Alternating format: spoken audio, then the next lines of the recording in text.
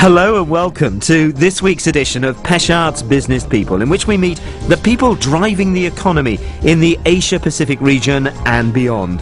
The global financial crisis has only really reinforced the status of the Asia-Pacific as the most dynamic economic region on Earth.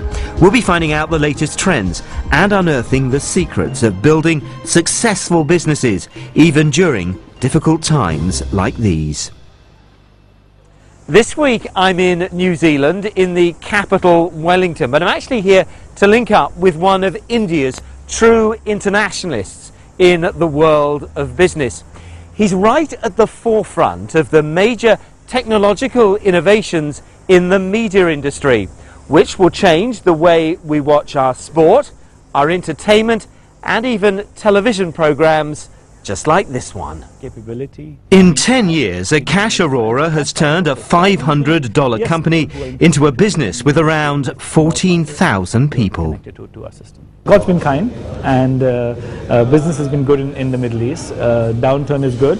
It makes us consolidate, and it makes us think for the future, and makes us understand which of the businesses we were making mistakes in, which we should actually not have in our portfolio, or we should realign them. And that's what we've been doing right now.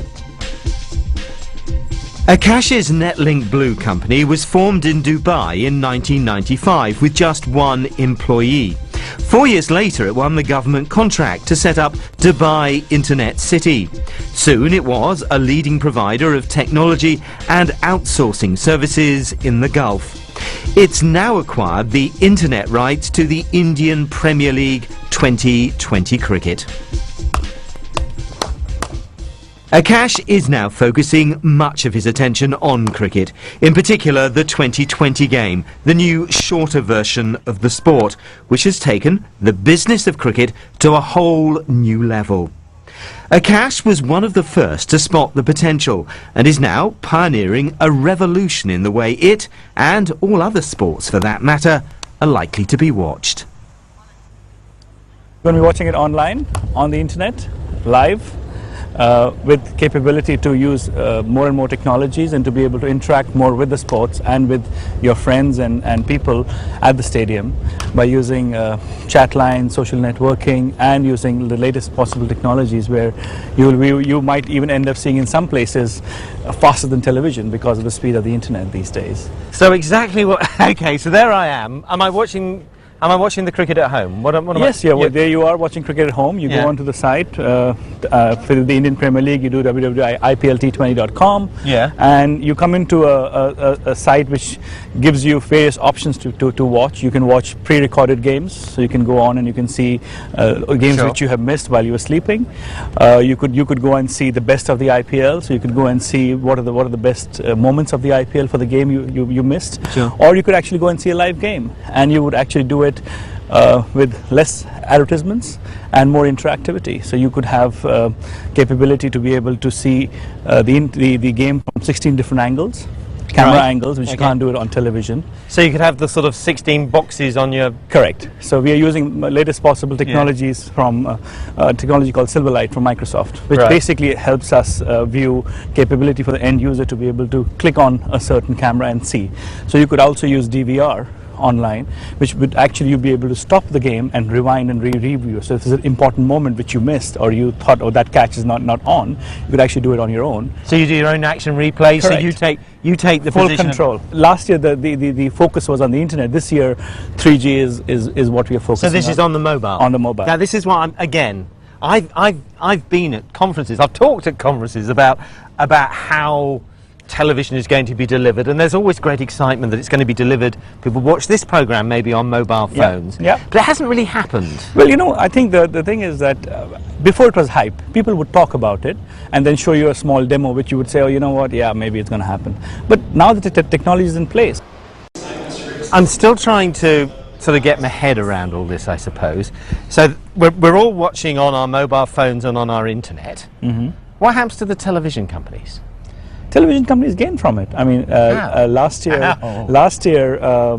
during the Olympics, there was a survey out which was done by the Wall Street Journal, which was basically about how the internet drives traffic on television. Because what happens is people will not permanently watch the game on the internet. That's never going to happen. I mean, I don't see it happening unless you've missed it or you're at different times. And when you're at home, you will watch the television, and it brings more anxiety and more audience to the television, because the people who watch it from the internet or who watch it remotely, when they come back home, they know the game is on and they want to watch it on the TV. So the full experience of TV will never go away. We're not here to cannibalize the broadcasters' rights. We're here actually to work with them, and that's where the game is. Maybe I know some very funny people in the television industry. In fact, I do know some very funny people in the television industry.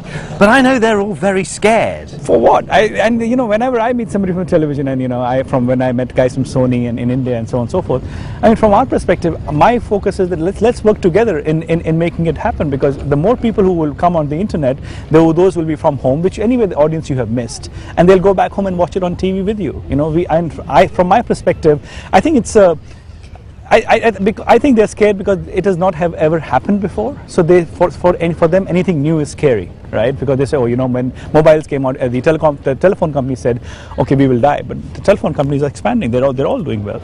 And yes, there are more people having mobiles, but that's a different technology and a different. People use mobile out of their home. Yes, there are some people who see it in their houses also, use it. But from our perspective, we are still a technology which actually helps enhance television and so on and so forth. Well, I hope you're right. I hope you're right. What I'm not sure is where does the money come from? How do you generate the income? The problem with everything in the internet is it's marvellous, but it's very hard to actually generate income there. We've been lucky on that side. I think we did our... You're not very pleased, No, I mean, from our perspective, it is still a loss maker. Yeah. Yes. But last year, because we had so less time to do anything, our focus was to take the game live rather than anything else. This year, we've actually been lucky. We've been able to get the right sponsors in place, and we've been able to get a lot of people on board who actually have seen the IPL and believe in it, and they want to put their money on the internet in actually taking the brands live. So we have pre-roll and mid-roll ads coming onto the stream. So not as much as TV, but there will be a pre-roll and mid-roll ads. Right. There's capability for you to sponsor live scores, capability for you to sponsor the mobile scores. And does the end user pay? Do I pay if I want to? No. So all of your service comes free. Yeah. So the end user basically gets the matches for free of charge, and you watch it 24/7.